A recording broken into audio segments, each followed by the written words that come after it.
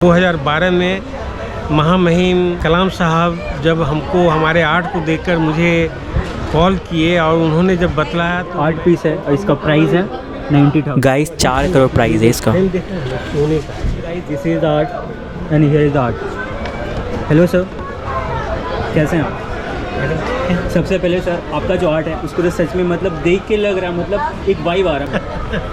ये would collage art है जी sir. और ये एक्चुअली जो है सो वुड कोलाज या कोलाज आर्ट जो है यूरोपियन आर्ट माना जाता है, क्योंकि 2012 में महामहिम कलाम साहब जब हमको हमारे आर्ट को देखकर मुझे कॉल किए और उन्होंने जब बतलाया तो मैं भी दंग रह गया कि मैं अनजाने में ही एक विश्व स्तरीय कला को मूर्त रूप दे रहा हूँ। उन्होंने बताया कि ये कोलाज जो है 6-7 सेंचुरीज में यूरोप में और डिफरेंट जगह में जो है काफ़ी लोकप्रिय था और इसी के आधार पर पेब्लो पिकासो वगैरह ने मॉडर्न आर्ट की नींव रखी।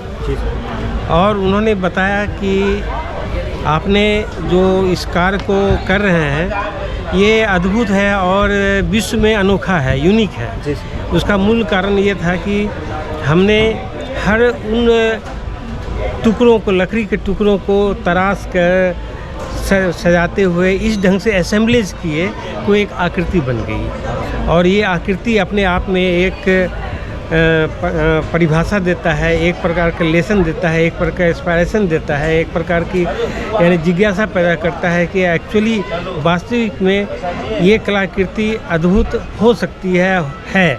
क्योंकि मैं खुद इस डांडी मार्च को ही बनाने में 11 महीने लगे। अब मैं समझ सकता हूँ कि एक एक लकड़ी के टुकड़ों को किस ढंग से मैंने उसे तराशा होगा, किस तरह से सजाया होगा, जिससे ये कृति अपने आप में एक अनूठी बन गई। और मेरा विश्वास है कि ये कलाकृति डांडी मार्च जो हमारा वुड कोलाज अभी यहाँ इस ट्रेड फेयर में प्रदर्शित हो रहा है, मैं समझता हूँ संभवतः इस विश्व में इकलौता पीस है और अनोखा है, अद्भुत है। मैं समझता हूँ कि ये जनरल लोगों के लिए ये आर्ट नहीं है, ये किसी सरकारी भवन में, बड़े भवनों में, ऐतिहासिक भवनों में या म्यूज़ियम में रखने लगे उसके अनुसार जो है हमें वो स्थान नहीं मिल पा रहे हैं या ऐसे लोगों के पास हम पहुंच नहीं पा रहे हैं जिससे कि इस कला को वहाँ प्रदर्शित किया जा सके। इस ट्रेड फेयर के माध्यम से संभवतः मुझे लगता है कि शायद झारखंड सरकार या भारत सरकार, सर हम लोग भी आज शोड करेंगे, हम लोग भी सोशल मीडिया पे मचाते हैं सर अच्छे से। Thank you. क्योंकि सर ये जो प्लेस जहाँ पे इसको रहना चाहिए वो फाइनली वहाँ पे चला जाए जी, क्योंकि ये जो है इसकी जो है वैल्यूएशन की जाती है आर्ट की और इसकी कॉस्टिंग में जैसे बहुत सारे लोग बोलते हैं कितना दाम, तो मैं ठीक से उन्हें समझा नहीं पाता क्योंकि आर्ट लवर्स ही इस कला की बारीकी को समझ सकते हैं, दूसरे नहीं समझ सकते हैं। और जो समझते हैं तो उनको व्याख्या करने में, उनको समझाने में मुझे भी बहुत आनंद आता है। और एक मैं सेवानिवृत्त पदाधिकारी रहा झारखंड सरकार का और मैं गर्व मुझे है कि आज मैं इस उम्र में भी घंटों मेहनत करता हूँ और लगता है कि मैं शायद समाज को, देश को एक नई चीज़ दे सकूँ।